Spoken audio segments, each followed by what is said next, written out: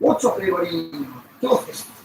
ということで、今ね、どこに来たかというと、パキスタンにおるという情報を前回見たと思うけど、ここすごくない？こんな空港見たことある？山に囲まれた。皆さん、こんにちは。島 TV アイランドでございます。今回はお別れの旅をご紹介します。2008年当初、まだフィリピンのことを十分理解できていない私にとって、お別れに一人で行くということは大きな壁でした。ただ、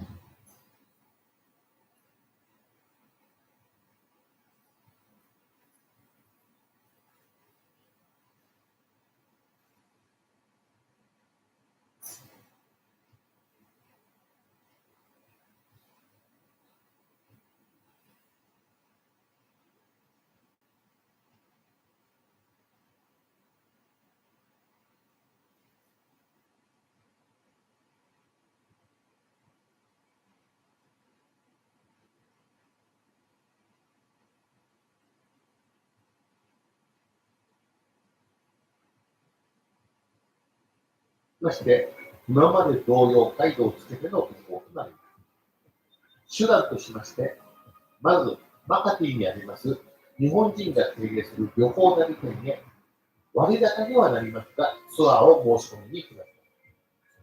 値段は2人で6万円と結構高額。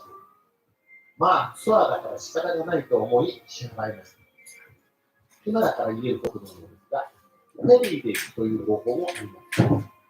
値段はそんなついた。ただし、時間に余裕のある方におすすめです。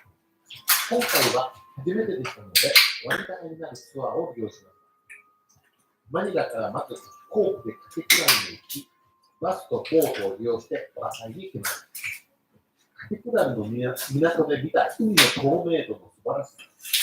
今でもよく覚えています。あの時に勝る海は、未だ見てみました。本当に感動します。それでは皆さん、夢の島オワコンの紹介をしたいと思いますので、ご視聴よろしくお願いします。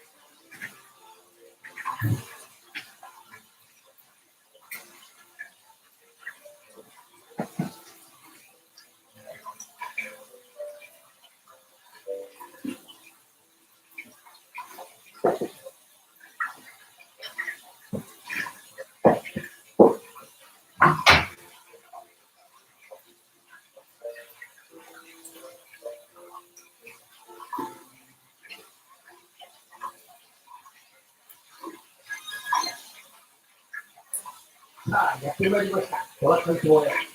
今ですね、カティクランの港におります。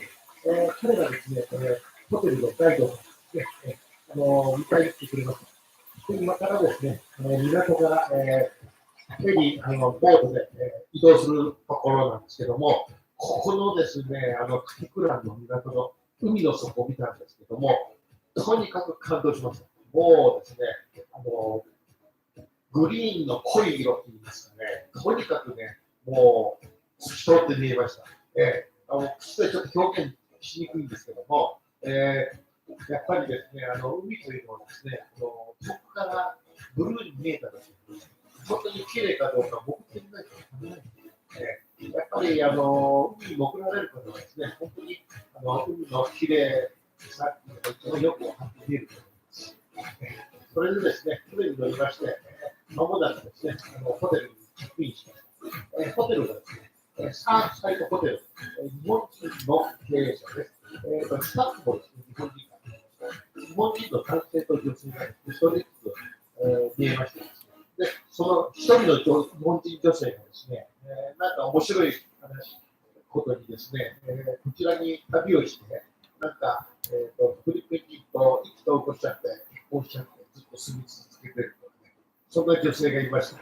行動力がすごいなと思ったりします。そしてですね、宿泊客の方ですね、日本人の男性だとかですね、日本人女性のグループをしております。皆さんの話をいろいろと聞かされましたので、確かに10年以上、このトラカに通っているという日本人男性なんですね。名前はですね、確か竹内さんだったような、ちょっとすみません、13年前で記憶がないんですけども、彼曰くですね、もう10年通って、この海もなんか汚れたななんて言ってました。僕たちはその話を聞いて、本当にびっくりしたばかりですね、これだけ綺麗なのに、なんでそんなこと言われるんですかね、聞いておりました。彼は毎年、ゴールデンウィークにトラカイ島へ10年間通っているそうですね。今現在2008年ですけど、1998年から通っていたんですよね。そしてですね、彼の話を聞いて、いろいろと海に潜ってみますとね、やっぱり黒い藻が結構浮いてたりしたんですよね、実際持って。船で行った時はそんなことなかったんですけども、一応そんな感じでした。それでですね、写真なんかもですね、ちょっとですね、私の持っていったデジカメがですね、壊れちゃいましたね。ところどころ、彼女のカメラを借りてですね、撮ったりした写真がございますので、ちょっと動きが悪いのもあるかと思いますけども、その辺のところはご理解ください。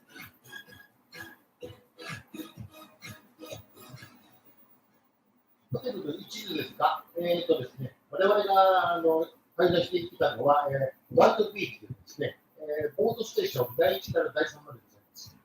一番静かな第3ボートステーションでホテルはございます。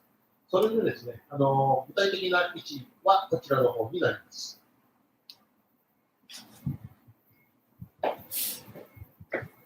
そして私たちは、ボートステーションスキーからですね、ボートステーション2の方に歩きまして、その先ですね、そしたらですね、いろんなお店が立ち並んでですね、おしゃれなレストランがですね、いっぱいパトロとのレストランとしてですね、お食事することにします。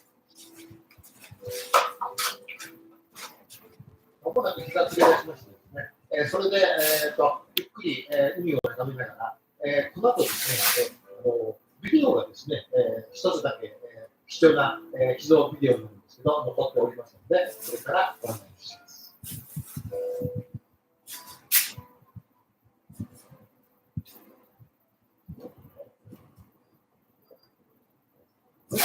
海は夕方になると、すごく人がですね、大勢出てきて、もう本当に活気に満ち溢れていきます。逆にですね、昼間はですね、ほとんど人がいないんですね。暑すぎるということなんでしょうか。夕方になってですね、涼しくなると人がたくさん出てきてですね、いろんな、遊びをしています。あれが終わったかも。仕事でもそうなんですけど、意外と朝からですね、皆さんね、暑い昼間になるとですね、皆さん寝ていたりすることがよくあります。生活習慣ですね、やっぱりこの南国ということでですね、こういうスタイルになるのかなと思ったりもします。まあ、あくまでもですね、私個人想像です。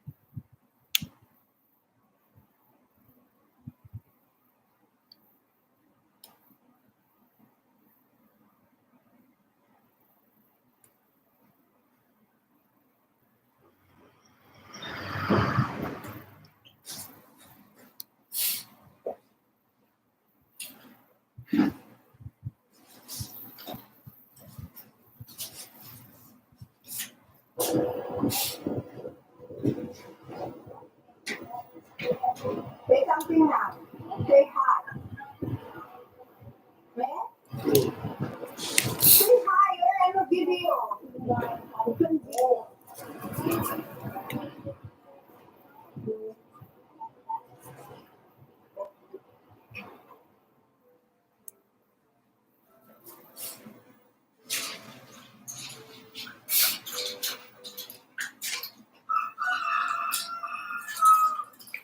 翌日、我々はですね、せっかくこの会にしたわけですから、ツアーですね、ツアーに参加しようと思って、ホテルにお願いをしてですね、1日、朝から出発しまして、夕方までですか、ツアーに参加することになりました。金額がですね、確か2800円です。つまり、プライベートツアーですので、やっぱり高額になってきます。ところが、そのツアー、プライベートツアーでですね、我々はですね、結局、どうでしょう、1時間か2時間で切り上げられたんですね、浜に入ったんですね。それでその時のクレームをですね、ちょっとホテルに行ったら、まあ、半分ぐらいの金を返して、こういうことができたんですけども、まあ、それは彼女のね、助けがあって、そういうことなんですけども、それと同じようなことですね、私はやっぱり何回か経験しております。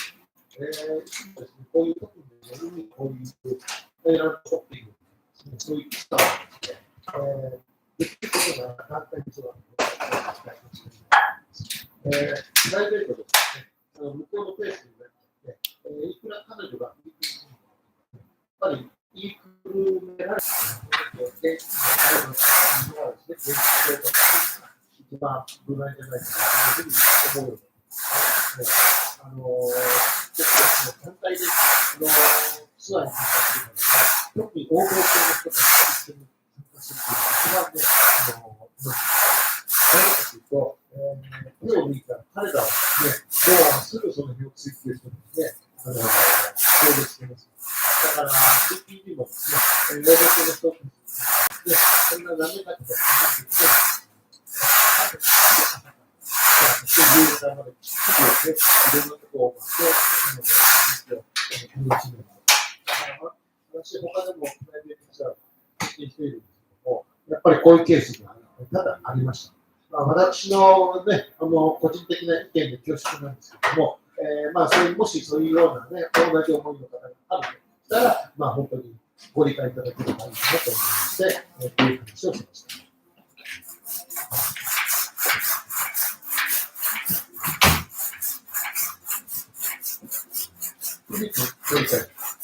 私にとって今回が一番長い曲となります。なんと18日、クリスマスの英語もあります。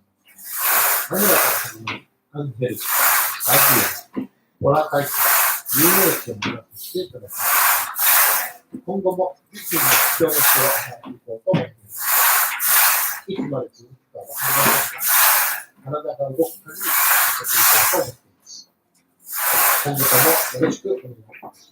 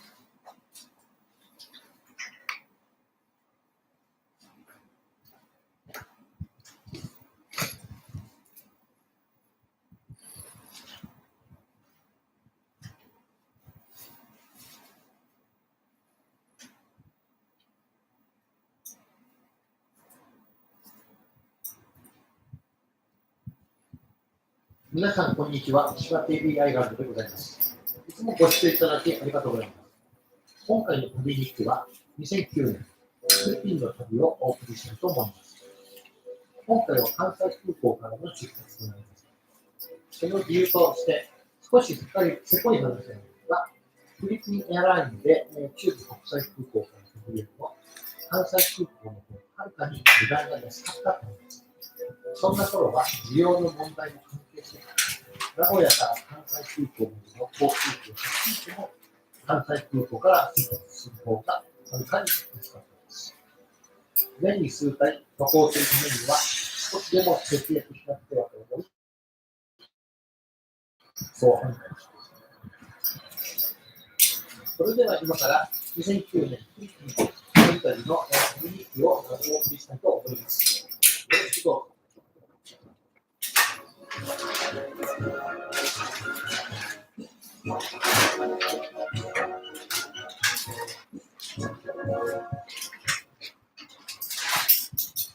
関西空港を発てマニラ行き、初めて関西空港に訪れました。フィリピンエアラインでマニラに向かう予定でした。前日、大阪難波で泊まりました。なぜかというと、飛行機のフライトが朝10時のため、名古屋を始発で来ても間に合わないと判断し、難波で行くということにしました。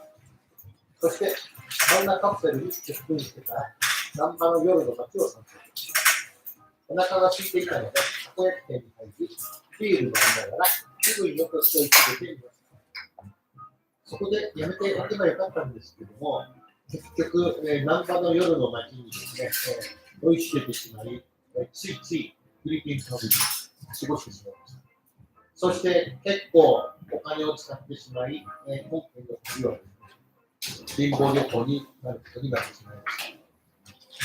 後悔しています。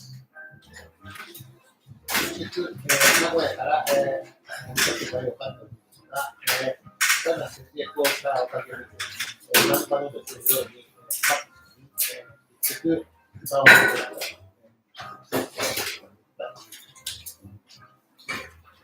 まあ、言い訳ですが、私のいくらかかるのこの貧乏旅行の旅行の予算に影響するほどの金額、10万とか15万とか使ったってことだから、そうでしょうね。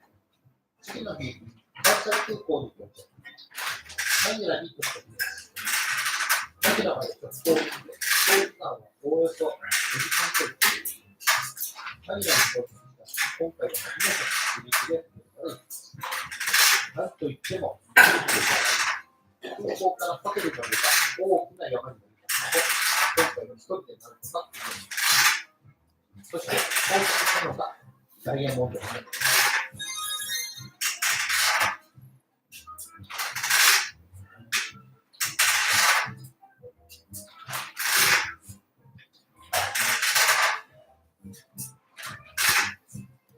マニラ湾沿いに位置する5つ星ホテル、ダイヤモンドホテル。島さんも動画が切れてた。こんな感じだ。車で約昔の。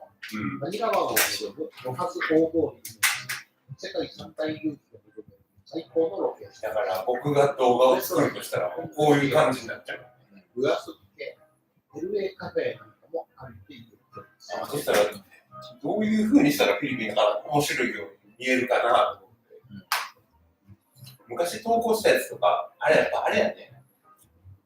自分のところのビデオの全域を見てくれないね、あんまりね。なんかたまたまフラッと来たのを見てる感じ。だからなんかダバオに行ったやつの旅行のやつとか、例えばもう1300人もサブスクライブ持ったら、まあちょっとぐらい見てもいいよね。数パーセント、5% ぐらいですよ。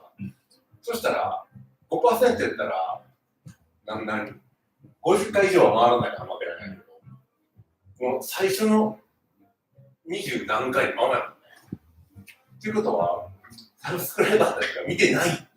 そう。だから、ちょっと帰って、再投稿した方がいいっていう。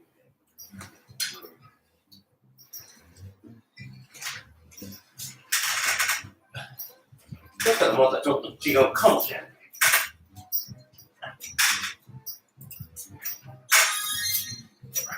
アジア最大級のショッピングモール、モール・オブ・アジアは2006年5月に開業し、ショッピングセンターだけでなく、シネマコンプレックスや会議場、展示場、観覧車、アリーナなどが存在しています。マニラ湾を見渡せる60ヘクタールの広大な土地に、ファッションなどのブランドショップやレストランの約1000店舗も軒を並べて、約600のショップ。ここ以上のレストラン、テーマコンプレックス、アイススケートリンク等があります。また、モール・オブ・アジア・アリーナは2012年に開業。過去、アメリカの有名なレディー・ガガの主演やフィリピン内外の有名なアーティスト、コンサート等はアリーナで開催。また、ボクシングや飛行機のイベントや、ユニバーサルな会議やオンアイスなども行われています。モール・オブ・アジアは、私がフィリピンに渡航するようになったと、まもなくオープンし、そんな頃、訪れております。特にこの暑い時期に、アイススケートリンクがあったのには、いいと思います。ありがとうございます。よろしくお願いします。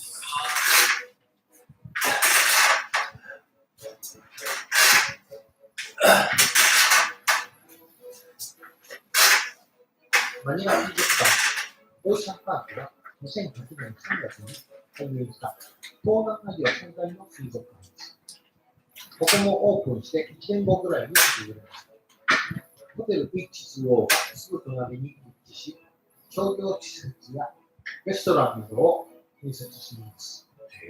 また、ミサール公園の近く、5つ星で島さんは完全に観光やけど、結構面白いとこ行ってるね。この施設で遊んだ後には、マニラ湾の夕日が一望できるハーバードレストランでくつろいだらいかがでしょうか。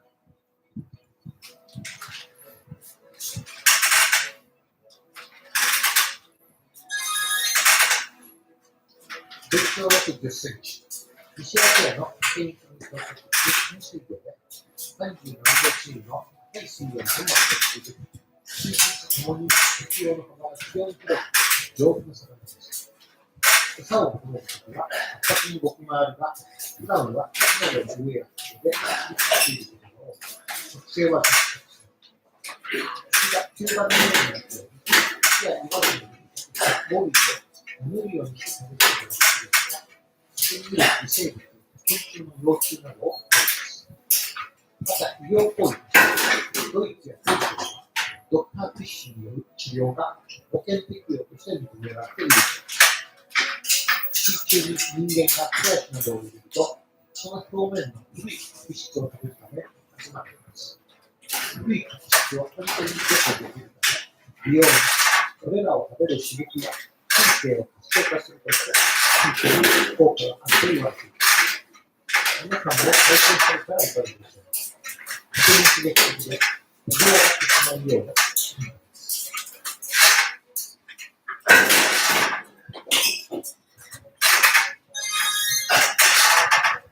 ここ、マニラオーシャンパークでは、過去7回ほどが続いております。まず初回がオープンの翌年、2009年に今回の彼女と一緒に2回目がコロナ禍で流行を深めた J2 サービスです。彼が長くなりますので、いつか動画でご案内したいと思います。そして3回目が名古屋のフィリピン人の知り合いの妹を私と友人、そして妹といとこの4人で行きました。妹といとこは本土地区の住人でした。最後に訪れたのは2018年の海上関係者と一緒に来ました。私にとってなんとなく全深いテーマパークとなっています。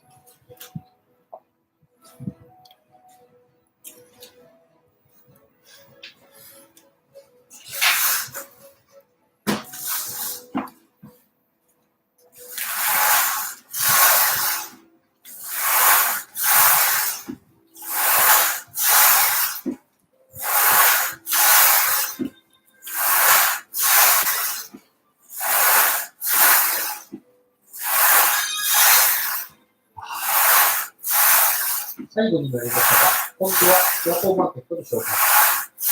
場所はマラテ方面からミサウ公園の西口川を越えた。エリアの地のリエド駅からエアポートを通る途中、まだまだ路線が行き並ぶことです。とにかく人が多く、日用雑貨から医療品、花の食料品など何でも売っています。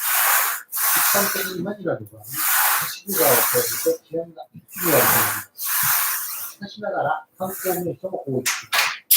近くにはチャイナタウン、有名なディリソリア、そしてポンド地区もあります。マーケットを歩きながら、私がただ英語を話していると、彼女に怒られました。すぐ日本人だと思われ、次のターゲットになる。この地区は本当に注意が必要です。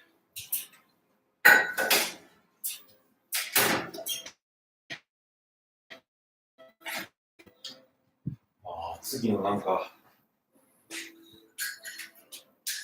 リアクション動画の企画を考えないか。バズる企画を。もう、ほぼ止まってしまうっていう。ですか。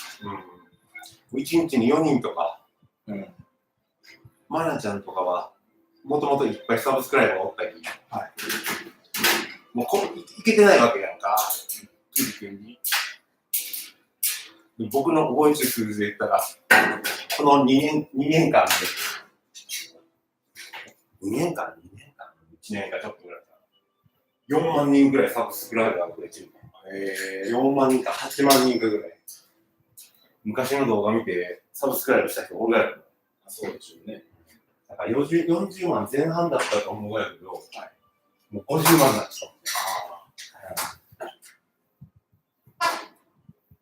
50万ってすごいよね。すごいですね。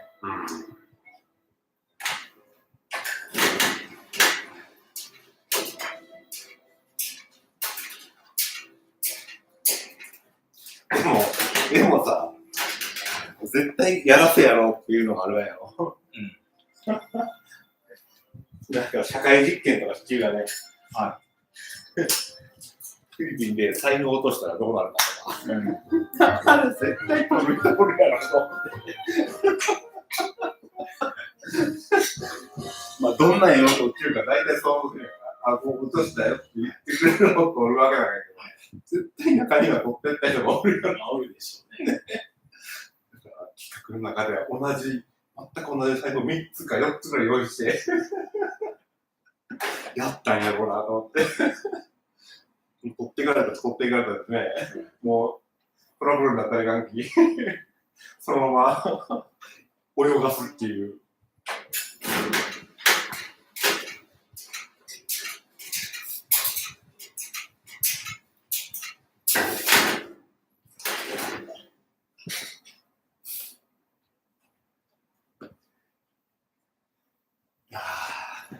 早くなんかネタを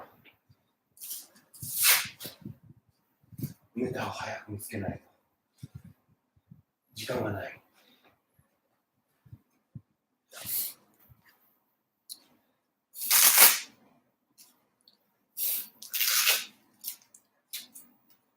その一気にね収益化まで持っていきたいのに。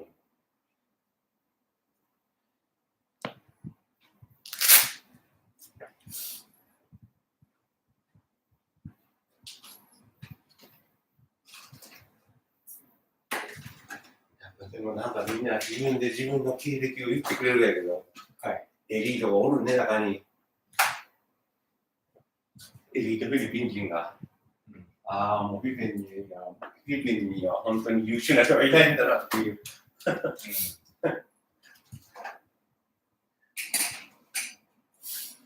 なんかアメリカに今おるよっていう人が、オーストラリアで勉強して、で、今アメリカで働いてるよっていう人があって、俺、公認会計士とかやろ、多分と思って。アカウンタントなのに USCPA っていうのはオーストラリアで取れるとき、多分それじゃないかなと、そういう専門職じゃないと、あれ取らんとこが US だ。上位専門職の人じゃないと、US のビザを通過するのが難しかったりする。多分そうなんやろうなと思って。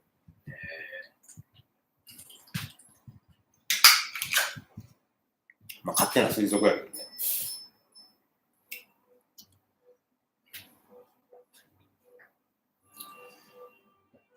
2008年ゴールデンウィークを活用した長期のフィリピン旅行。皆さん、こんにちは。島 TV アイランドでございます。いつもご視聴いただきありがとうございます。前回までの旅は4泊5日、もしくは5泊6日程度の一般的な行程でしたが、なんと今回は長期18日間の長旅を経験することができます。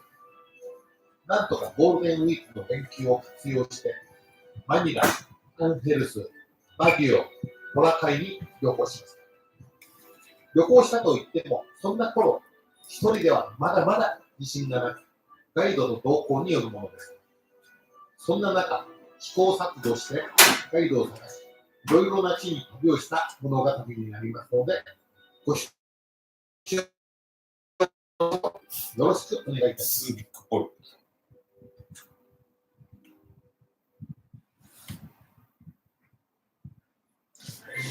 どれぐらいのど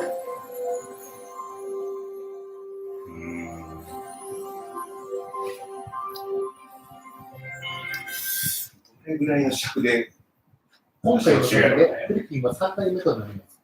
2008年の思い出をこれからご案内します。まず、滞在先のホテルはマニラ・エルミダ地区のオーストラリア系のスワグマンホテルになります。ここを選んだ理由としましては、毎日このホテルからアンヘルス行きの直行バスが出ているので選びました。金額は当時で600ペソ。少し高めですが、滞在先のホテルまで購入してくれるということで、今回の予定は4月の24日から5月の11日、計18日間の長旅です。きっかけはマニラ以外、すべて初めての渡航になります。マニラから始まり、アンヘルス、バギオ、オラカイとすべて行きます。さあ、それでは今回のガイドですが、実は、Facebook、当時は主流だったと思いますが、それを活用して日本にいるときに何人かフィリピン人の友達を作りました。そして、なんとかコンタクト取れると言いましたので、今回はそれに頼ってやってみることにしました。そして、現れたのがですね、なんと美少女。これにはちょっとしたいきさつがありまして、実はメッセンジャーでやり取りしていまして、お互い相手の顔が知りたいということで、まず彼女にあなたの写真を送ってくれと言ったら、本当に送ってくれたんです。そしたらすごく可愛いものですから、2つ返事で OK したんですけど、逆に今度彼女があなたの写真を送ってくれと言ってきたんですよ。それで私は自分の写真を送ると、ちょっと難しいかななんて思っちゃいますけど、少しズルをして、イケメン俳優の顔写真をコピペして送ったり、かっこいいね。返信してくれた。島さんやばいですね。それやばいですね。返事をもらい、あと先ににマニラへ。それだったら全然違う人が来るわけやね。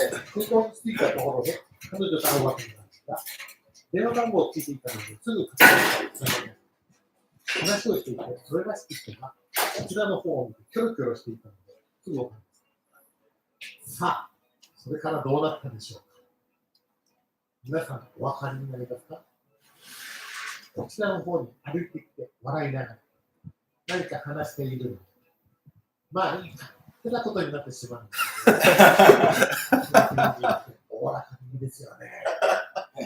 そしてしっかりとボディーガード付き。ボディーガード付き。それから、ホテルに向かうわけですけど、私の頭によぎりましたので、彼女たちが車で来てると。で、乗せてあげるということだったんですけども、そこでですね、私はですね、いろんなそういう事件を聞いて知っておりますので、向こうにですね、そういうことがみたいですね。あと、車は誰から乗ってきてるかということで、だから、逃げるの逃げるもあったので。ちょっとここはですね、私、危険を感じまして、無理にですね、彼女たちとですね、口論になったんですけど、こちらの意思を貫き通したんですね。そして、結局ですね、空港から桜なんでジプニーで、これでジプニーに乗って今度はですね、桜なんか LRT で、ペドロフィルバの LRT で、それでそこから歩いてホテルまで。彼女たちは、ね、ちょっと顔してよろしくしたんですけど、これはですね、私の安全対策の一つなんです。こちらの人も初対面ですけど、相手の、懐に入り込みすぎてしまうとですね、何が起こるかわからないなっていうのが予備しているかということを取ります。今後、この中で、こういったアプリを使用してですね、実際にちょっと会うということで、ちょっと注意をね、払った方がいいんじゃないかなと思います。そしてホテルに到着し、そのままホテルにチェックイン。それから彼女たちに来てステートタワーホテルに向かいます。そこには声優の中村さん、以前私は対談動画でも出席しています。それとですね、私をフィリピンに連れてくださった先輩のちょうど滞在してきたものですから、合流して皆さんと共にですね、食事をしています。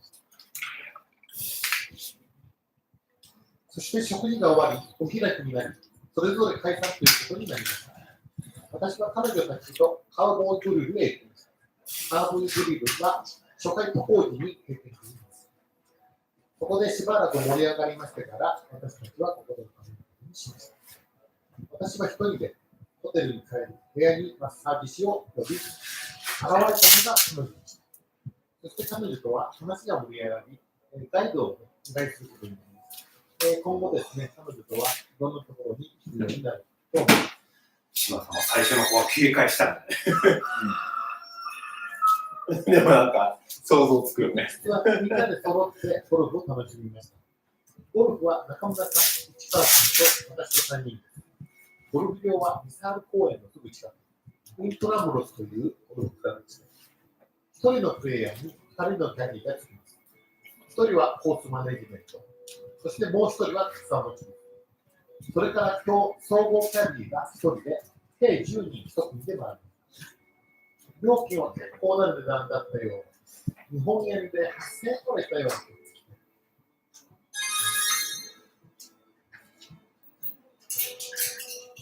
す。そしてゴルフ終わった後は、それぞれ彼女を連れてみんなで食事をしました。私の隣には、昨日もマッサージ師がガイドとして座っていました。そして彼は、中村さんの友達で、なんとフィリピンで一番危険と言われていた、トンド地区に2年間住んでいたそうです。2年間の弟子たちはドラゴーフ、枕元に置いて、いつも見ていたそうです。すごい経験された仲間です。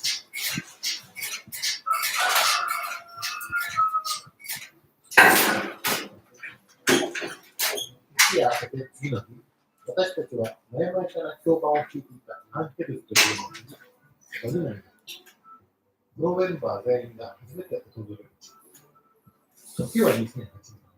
あの頃は、イルミさんのワードマンドからアンヘルス直行バスが出ていましたので、イルミの地域に住みます。2人近しか600キロだった中村さんはかなりを私と市川さんが単独できました。そしてアンヘルスについてホテルを空中で探し、確か泊まったホテルはアラブ系のホテルです。2階が有名なブルータイプ。2009年、その頃のホテルはもう本当に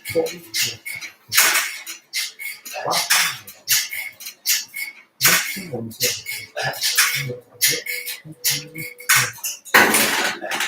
本当に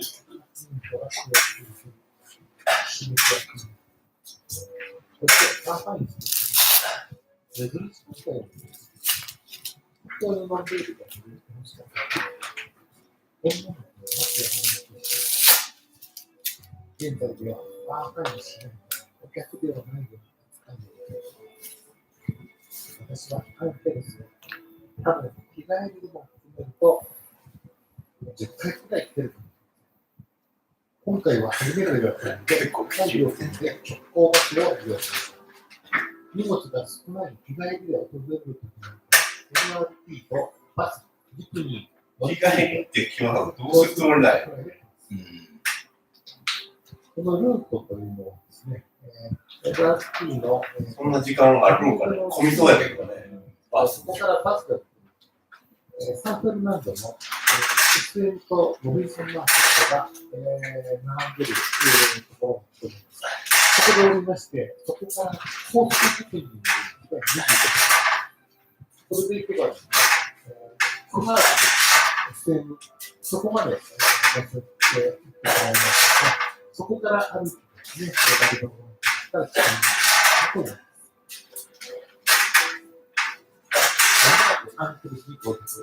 私たちはホテルを予約していました。そういえばさ、なんとかホテルを探して追肥。ずーっと前に、2017年に、ピッチは18年ぐらいかな、新旧認証実習指導者講習会にわざわざ受け入れたので、 2008年。大阪に。でも、うちの中は全然でも、学校は学校で動きが遅くて、全く学外の施設として認定するということで、その資格を取っておいてくださいね。さっきの皆さんの全然学校が動いてないよね。動いてなかったら、やっと動いたみたいで。ああ、メールが来てましたね。そうそう。私も。で僕のところに声かかるってことは、そういう意味だったら、夜にこんな注意人がおらんっていう話だったも学外実習出したいけど、部屋でおとなしい。ほら、四国に全然おらないけど、仕方ないここかみたいな。私はじゃないかなとお酒を飲みすぎる。推測されます。今夜はおとなしく寝ます。で、今回、大変やけど、土と日と月で受けるやつも、それなの。マニラで知り合ったマッサージ師がアンケルスまで来てくれる。それは、実はバギオでこの中身の先生とつながっている。大道がするのには送る気と。言われ中。そして、中村さんは小高に家があるので、それはまあね、言ったら一種のリクルートね。私は以前からバギオのことね、願望があったので、ガイドさんに行動。コーチへの動画は聞いておきたいな、早めに。そして中村さんたちのはここで分かるんですね。でしょう。そうですね。四国医療がね、あれやったら。初めてのバギオ、アンケルスからバスに乗ること4時間。途中、地元住民が豚を何匹もバスに乗る。その光景にまつわる。他の乗客は何でもない顔をしている。本当にびっくりした。バギオについては、その街は本当に苦しい。とにかく状況を聞いてほしいのに、これからの結果が話に思わず、日本でそんな話がそして、ガイドのために、まず街の中心にある晩餐公園へ、中央に池がある、ボートに乗り、自転車を借りて、サイクリングを楽しんで楽しいですね。それからマインドビューパークという有料な観光地に、山の頂上付近に市場があり、そこに写真を撮ります。そして夜はおしゃれに乗ってもらって、食事をして楽しみます。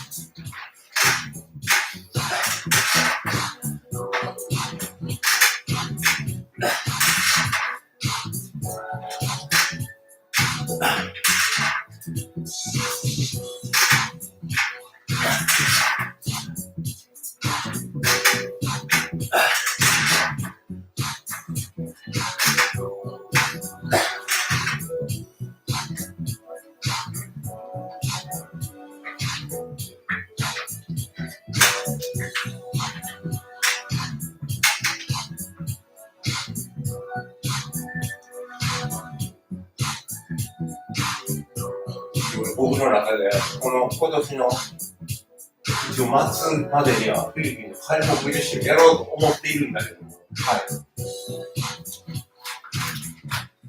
どう思うできるかどうかってことですか？まあ、ちゃんと収支を合わせながらね、条件を。どういう反応を取れるのね、他の方たちはね。どういうふうに考えるの？バギオからマニラに入り、彼女のためでロケットガーデンホテルに発見しました。次の日の午前中、少し落ち着いたところでマニラ湾を観察しました。マニラ湾で海水浴船がたくさん住みます。あんな頃は海水浴の皆さんにしていたんですが、最近ではこういう光景が見えなくなっています。2008年当初は、今回のことは18日間と長い時間について、お腹の動画は次回のお楽しみということで、ご視聴ありがとうございます。検体の数を少なくしてさ、消した方がいいね。そうですね。一つの検体に10人とか、3人とかやっぱいいね。そうせんと無理やね。そうですね。終わらないですね。終わらんし、中継全然取れないし、結構あれ10人ぐらいでいいよね。いいです、いいです。うん。これ持手余しますよ。持て余すよね。見るとこいっぱいあるし。見るとこ全部終わりやし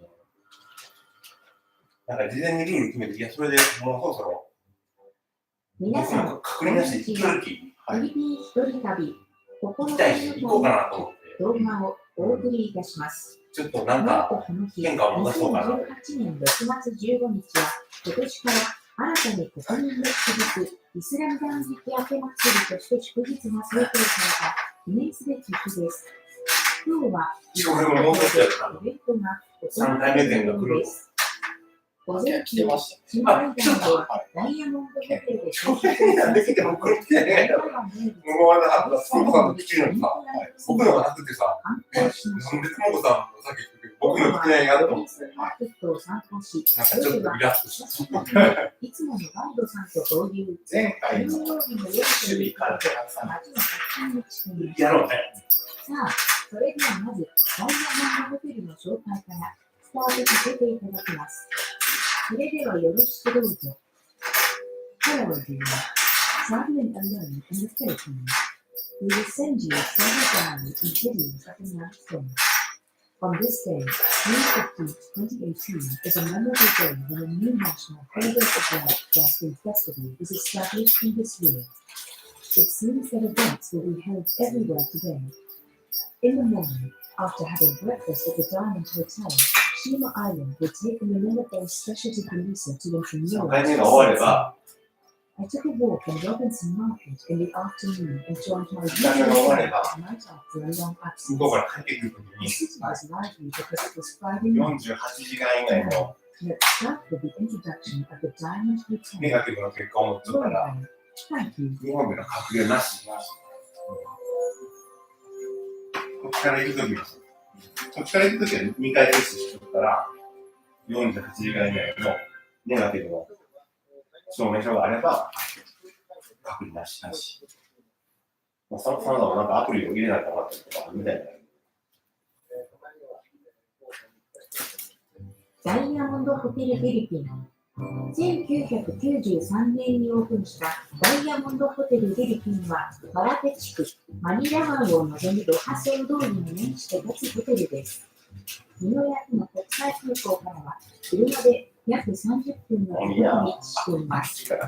マニラ湾を望むロハソウ通りに面し、レストランやショッピングエリア、マリアのライトエリアの近く立地は抜群です。こんなに秋中華食ってないから秋中華。屋外プール、ジム、スパ、バーラウンジ、そして日本人シェフが腕を振るう本格日本料理店などがあります。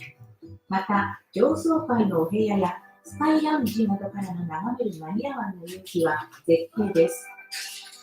Diamond Hotel Philippines opened in 1994. Diamond Hotel Philippines is a hotel based in Regis, 例の施設行ってみようかな。ああ、いいですね。ちゃんと担当者とはつながっていく。はい。うん。ちょいもう何ヶ月、2、3ヶ月とかに1回今度の通り。ああ、素晴らしい。ちなみにチャンネル登録してるのだから僕がどう残してるかはもう見えてんじゃないかなと思うけど。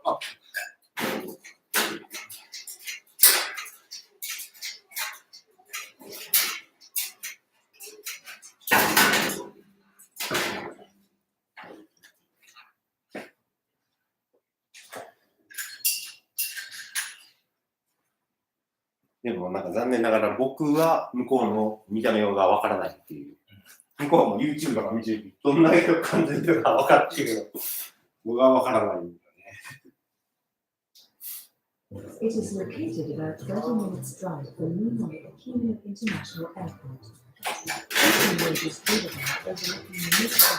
It is close to restaurants, shopping areas, and many new areas. The hotel is an outdoor pool, gym, spa, car lounge, and an authentic Japanese restaurant where Japanese chefs work. In addition, the sunset in the main bay from the rooms on the upper areas and the sky lounge なんか is 小規 superb. 模一秒からシマアイランドは使って同時的を申しなのですが、時間は少し遅くなるサイドで投資が進められました。ですか。シマアイランド applied for breakfast. 表現が上げてくれた完全な方針だったわ。あれが、ドイツ3分の2か4分の3まで100万の表現に、ここを、なんていうか、こことして一つの間として使いますみたいな感じで。プールサイドといえども、値段は一流でした。Breakfast at Diamond Hotel. いけると思 Even at the poolside, the price was top notch. う。うん。改装ができるっていう、そんなにめちゃめちゃ金がかからず、例えば、予算も、まあ、30万、まあ、30万だったら十分できるわね、これ多分。まあ、30万だったら、まあ、4分3割だし、まあ、食後の運動でそうマニラ湾を散歩します。今、ロハス通りを渡ろうとしています。その先はマニラ湾です。例えば、風呂をのける、で、風呂との間の壁を。アレクサのお姉さんが近寄ってきます。昔はマニラでの主要な乗り物だったパレスが、6人に感謝ですが、現在はほとんどが観光用です。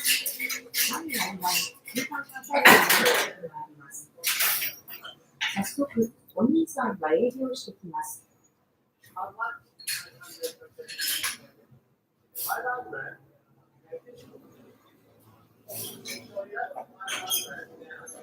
オンラインってさ、ここから30分間乗って500オンライン受講生っていうのも取れない。週に500ペソということで、左であれば1000ペソということらしいです。どうやってそんなの実現したらいいの10年以上もフィリピンに通い続けるスマイランド。一度くらいは乗ってみようと思いました。オンライン乗ることが決まりましたら、募集ね皆さんもサービス精神旺盛になりました。誰がその対応するか。まあ、僕が対応すればいいけど。撮影用撮影用のさあ、カメラを練習しないと。バスに向かってスタートしました。押すのではちょっと厳しい。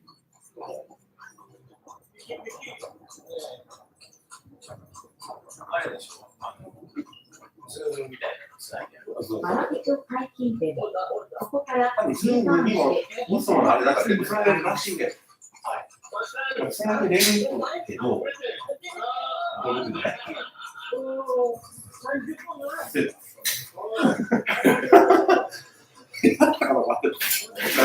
オンラインはインターネット回線だ。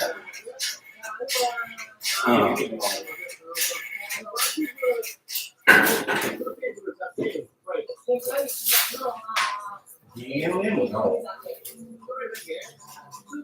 分いい線ね。DMM の先生だったらつないでるわけですよ、この配線から。だから、いけるっちゃいけるとは思うんだけど、もし僕が現地に行くぐらいだったら、接続テストをしたい。そのあたりで。まあ、だからといって、ちゃんと回線が安定して、その子につながるかって僕は全くないけど。できれば有線で接続して、まあ、映像を送るわけなんで、まあ、かなり例のように、ちょっと厳しい。なんかよくわからない。ぼやけて見える。なるほど。怒られる。あ、いい。お疲れ様です。ここだけじゃないですかね。まあ、法律的になんか大丈夫かとか。法律的には大丈夫なの？ YouTube なんかね、分かってんのかな。まあ、クローズドの中でね。で、こちらがホストになったら、あれ、ズームのやつも、まあ、一応、ズーム用の仕組みでは録画できるしね。まあ、あとは向こうが画面キャプチャーっていう機能を使ってしまった。防ぎようはない。防ぎようはないけど。そこは、その、過失に。そう、試合だとね、前提ね。でもちょっとね、練習だから。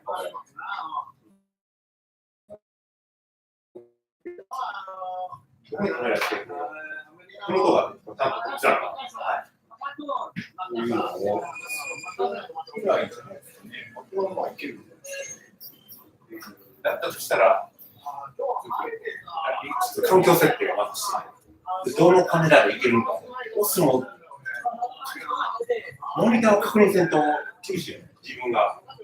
厳しいですね。どこ映るかが分かってなかった。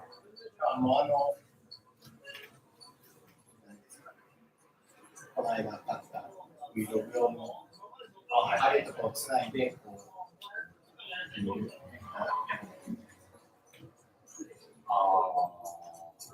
あれを PC でカメラを当てて、カメラを当てて。いや、それはまあできる。そしたら、周期は別の人がやらない。そうですね。カメラマンをやるし。誰かカメラのもう一人アシスタント。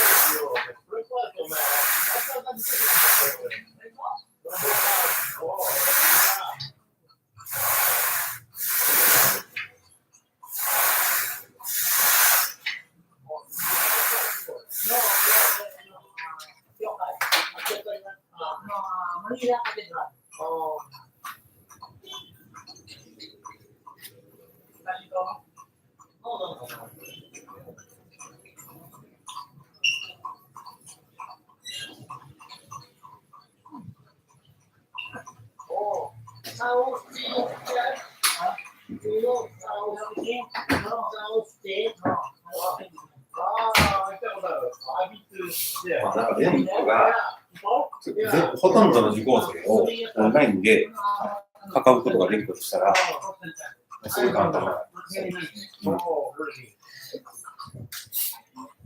ところね、言ったら、僕ともう一人、誰か一緒に行ってくれたらね。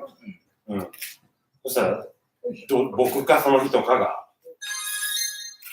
開けて、はい、で、どちらかがカメラを2人に立ったら。あれ、でも誰かフィリピンの方やってもいいけどね。どっち？カメラマンカメラマンの方が見つかりやすい。カメラマンでこう実カメラみたいな。はい。動画をこう、そこをきれいに開けて。まあ、そういうことです。で、僕がオンライン受講生のアシスタント。その場合。僕、その人全然できると思うけどね。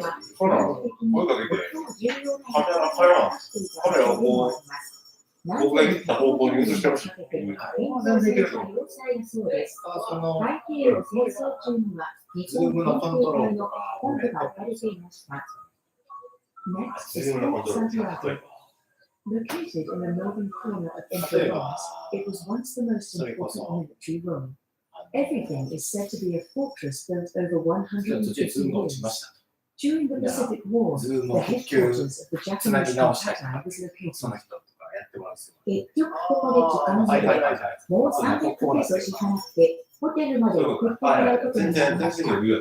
この乗り物ではよく金銭トラブルが発激生安にせんかったら、高額な料金 GM が英単位1000点頼むんですよ。中身です。これ、1日何千ペソぐらいでやってくれんって。フランスの使い方ぐらいわかんない。だって全部英語で書いてるし。まあ、そんな感じでいけると思う。あ、それ結構対応は安い。夕方になりました。いやー、こんな条件、お金をなるべく使っちゃう。なんかこう、リッチなインストラクター連れていくとかじゃなくて、ウェブからの人ってじゃあ、これくらいですか？それぐらいでしょうね。今日の夜はガイドさんとマニアの夜を演出するそうです。どれぐらい払うんですかね。まあ、感覚で3万円やったら払うね。で、5万円やったらどうやろうって感じだ。だから、ちょっとなんかどう？そうです5万円、5万。まあ、そのぐらいのレンジで10万円以下にはなるんでしょうね。実際って現地に中学でそれなりにお金もらうと難しいわけじゃないです。これはロビンソンマーケットからニューヨークの国際空港まで1時間に時間のスケジュールで運転しているブラックバスです。確か、第1ターミナルから第3ターミナルワンデーで終わりたいですけど、時間によって、でも、その人が見たい部分っていうのを、現在はわかりません。僕で朝に時間もある。何十分今からロビンソンマーケット割り当てられる時間比較フィリ的ピンでは、至る施設に入国することに持ち物停車がありそんなます。にリッチに割り当てられるわけではない。っていうことも考えながら、 There is a property inspection. 一人に対して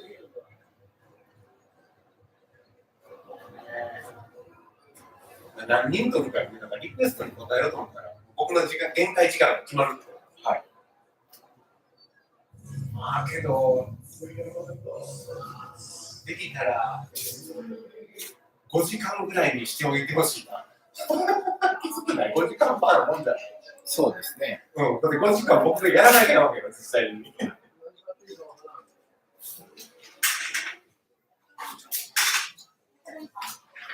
足をすりむいたので、薬を探してもらっています。フィリピンでのすり傷を放置すると大変なことになると、シマアイランドはよく言っています。次は両替所、ロビンソンマーケットの中にあり、ここはレートがこの界隈で一番良いみたいです。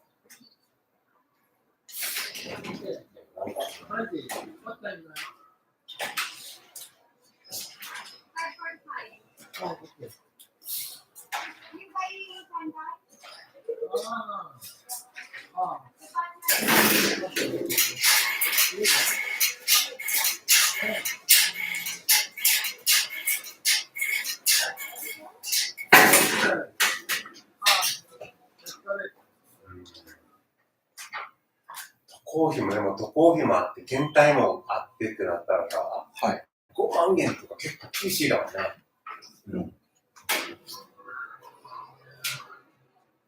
厳しいかもしれないです。だいぶどれぐらいコストがかかる？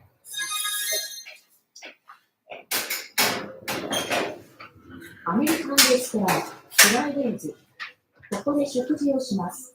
フィリピン各地でよく見かけるレストランです。ディズニー・フライデーズはアメリカで1965年に誕生しました。アメリカンフライデーズレストランとして、現在では世界60カ国で900店舗以上を運営するフードチェーンとなっています。フィリピン国内では、ビザや銀座の情報全部に展開中です。料理はとにかくボリュームがかなりあります。フィリピン人女性では、なぜ一人前は食べれないでしょう。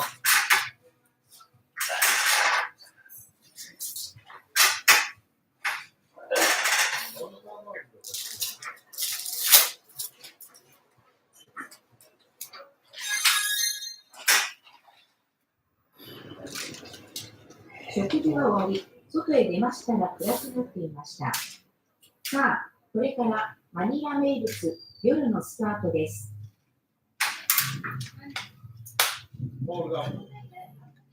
けど、オンラインも結局15万ぐらいは俺は厳しいね。今夜はその人に時間を行くのですが、マークより暗くて危険なイメージがあります。15万だったら5人で80万か。75万ね。75万。で、オフラインで来る人を僕が受け入れたら、そこで利益が出るから。そういう感じ。まもなくシティステートタワーホテルです。検体ここは、は島アイランドから2005年に初めて渡航した時に宿泊した前のままホテルです。値段で入れてくれるかやったとしたら、多分1体50万。1体50万。1体50万。ただ、荷重関節、股関まず、脊ライブバンド、股関節、質関節は開けちゃう。に入店します。おそらく、この店を入店するときには、荷物チェックがあります。他は触ってもいない。まあ、興味がないっていう。だから多分プロの仕業だと思う。だから綺麗に開けられてると思う。多分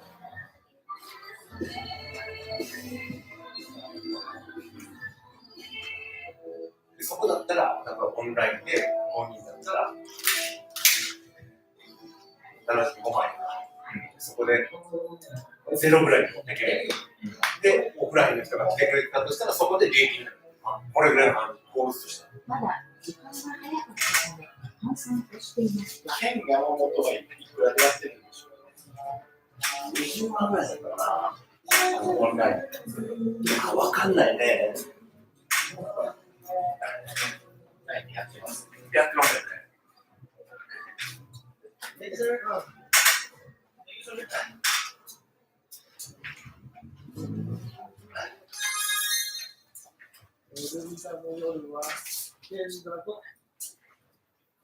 次は店に行きます。この先 KTV、階があります。そこを左に曲がったところに少し面白い店があります。けど、ただただ人がやりうるのを見るってなると、見るっていうのと、その時間をアサインして、あなたの希望のところを中心で見ますっていうのは結構違うよね。最も奇妙なレストランと提供のビッグハウス。この店は従業員が全員コリちょっとファンで偶然じゃなくてないよ。そう。あるかもしれませんが、みんな口が気さくなフィリピン人です。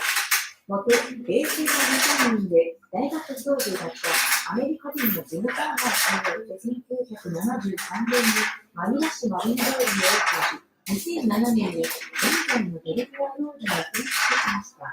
マリニ通り時代の時はわかりませんが、現在のコビットハウスはよく通います。The West in this restaurant is the main public house. All the employees in this shop are Jewish, so it may seem strange at first, but they are all ordinary Indian Filipinos.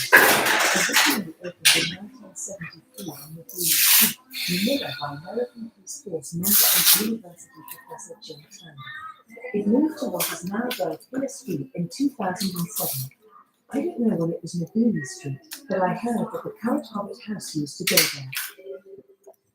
マニラのナイトライフでは、飛び越しであるがため、他に働きがなかったりする理由から、別のパーティーだったりする噂をよく耳にします。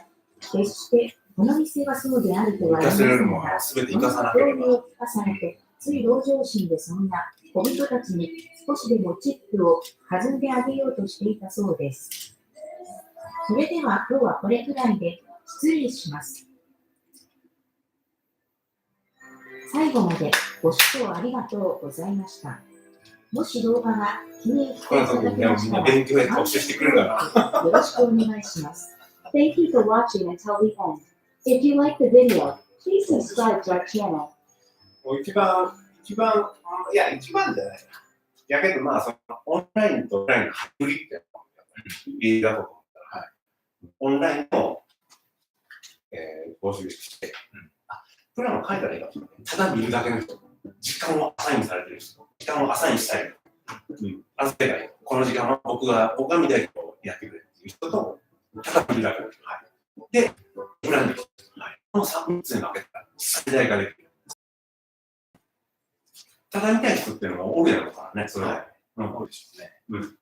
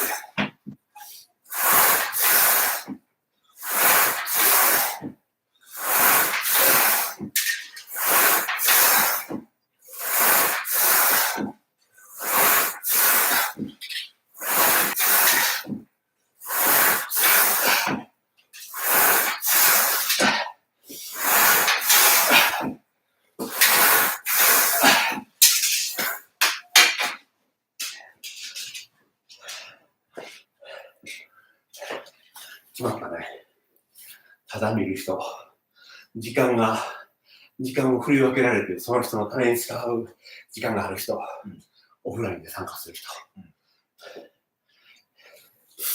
スタッフは最小限で行くとして、どうする山本さん行きますか？僕はどっちが、まあ、より効果的な方がいいですけどね。どういう。まあ、より効果的、もう本当に経済より効果的だったとしたら、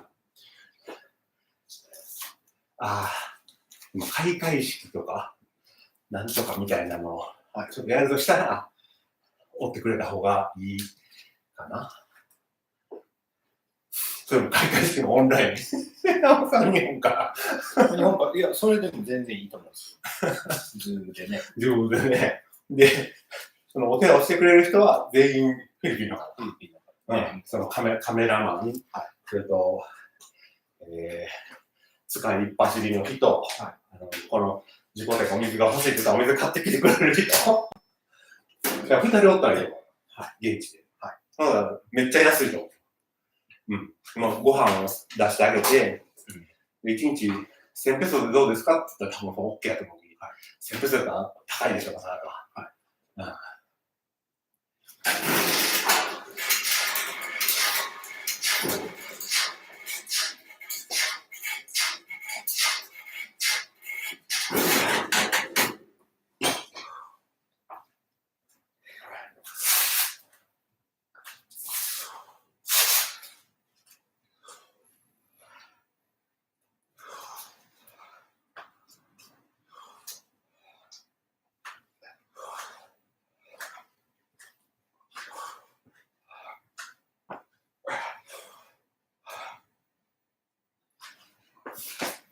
で、件数があればね、ビデオ販売とかなしでね、ちょっとトラブルになっちゃいかんき。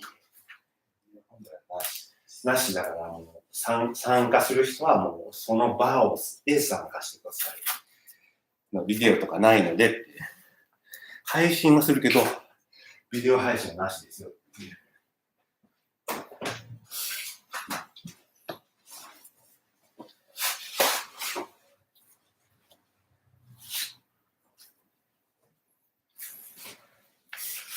施設の人にインターネットを有線でつなぎたいんやけどって、それは可能なのかと。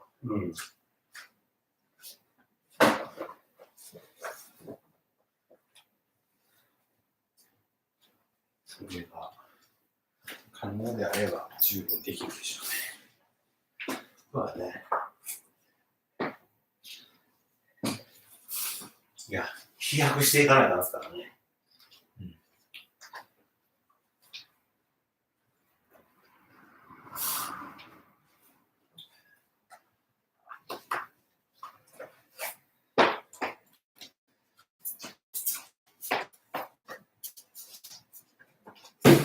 そのやり方で本当に成り立つんやったら、まあまあ開催できるよ。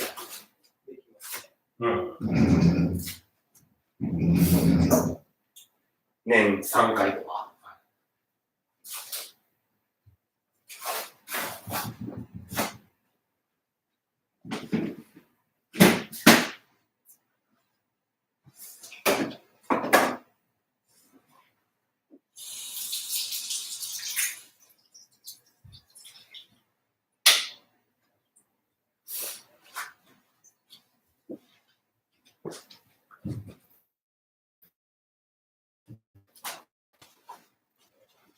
まあ、今本当に